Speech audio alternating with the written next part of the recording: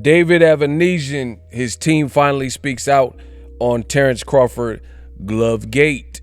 Let's find out what they had to say. Quote, it's supposed to say there is a lot. There's a little typo. It says the is a lot. There is a lot going on with regards to the gloves in the background. I, David AVANESYAN, and the team thank you all for all your input and support, and will be a release in due course when we get all our ducks in a row. So I don't know what this means. I don't know what the next step is for David AVANESYAN, but if you go to David AVANESYAN's story, he doesn't seem to be thrilled, and he doesn't seem to be happy with how things played out. Obviously, he was brutally knocked out. He'd been knocked out once before, but not like that from a single shot where his head dribbled off the canvas. So my thing is this.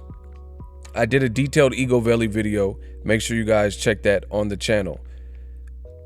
I've said the same thing. I'm the best in the business, and I keep it all the way solid. These are the facts. So you got to look at it from David AVANESYAN's team's point of view. Of course they would go this route. He was brutally knocked out. He has another loss. He pulled out of another fight, which was a domestic level fight and more winnable. That's not how you want things to go out. So if you have an out, then you take it.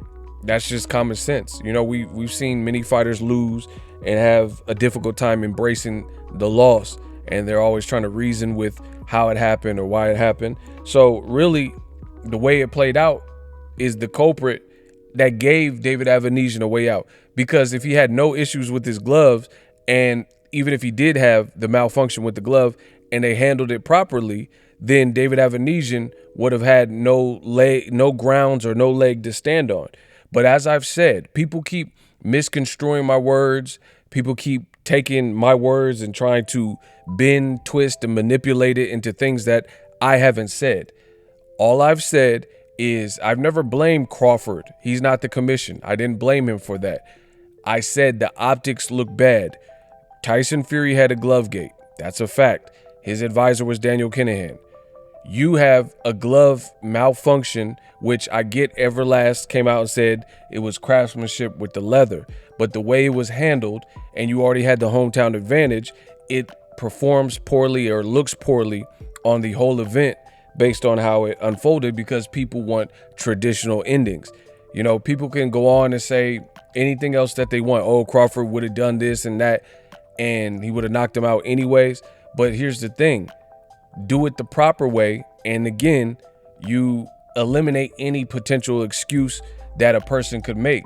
Now it sounds like David AVANESYAN's team is looking towards possibly trying to get this ruled a no contest or appealed, because the protocols per the Nebraska State Commission rules were not followed.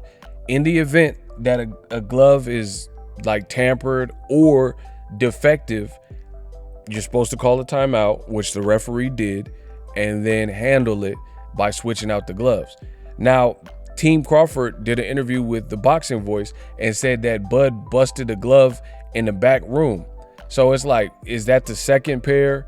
Did he bust this pair in the back room? You know, this whole thing seems fishy and weird and sketch. Like, Bud Crawford has power. He's a great fighter.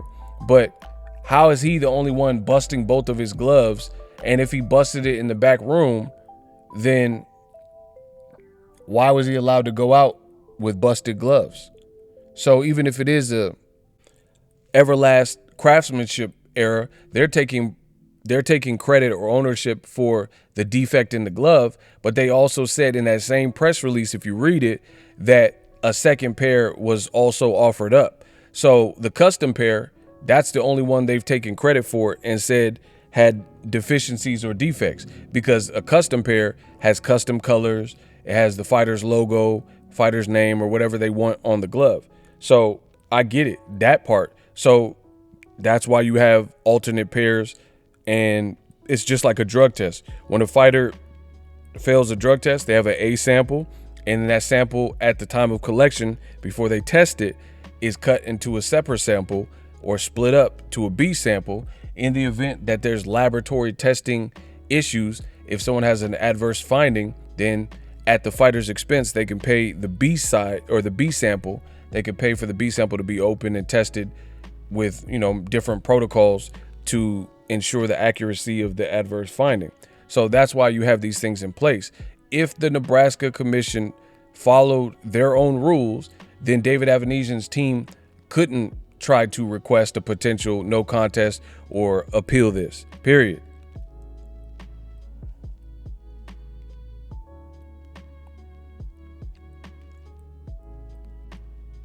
That's why it makes all the sense in the world to just do right the first time. Now, although I didn't blame Crawford directly because of the workmanship error with the gloves, I will say this. What fans could be angry with Crawford for is the fact that this whole Omaha event didn't even need to exist, because we thought you were going to fight Errol Spence Jr. and then none of this would have happened, because I know for a fact that PBC was not trying to put the Errol Spence and Crawford fight in Omaha with the Nebraska Commission.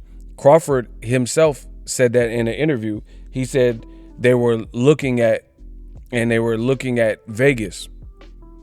So Terence Crawford already admitted that they were trying to do the fight in Vegas, when he is in the same interview where he brought up randomly he would like to fight Errol Spence in the UK. So we know it wasn't scheduled to fight in Omaha. So yeah, that could be one of the reasons, if I'm just spitballing, why people are blaming Crawford, because they felt this whole event, this whole partnership with BLK Prime, and the fight, any fight being in Omaha, shouldn't have been the next fight. So that's maybe why people are angry with Crawford, because you took it to Nebraska, you took it to that commission. No one wanted this fight. People wanted to see you fight Errol Spence, etc., etc. So we'll see what's next from David AVANESYAN and team, what they decide, if they have grounds to stand on. To be honest, it's not looking great, because again, the Nebraska's own rules say that what they should do in the event of X, Y, and Z, and they didn't follow that.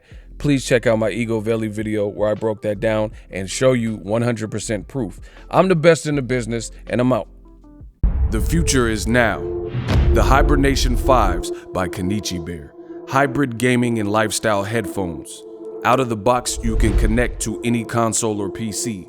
Bluetooth ready with a low latency USB adapter, color RGB, and extreme bass mode. The Hibernation 5s adjust to you.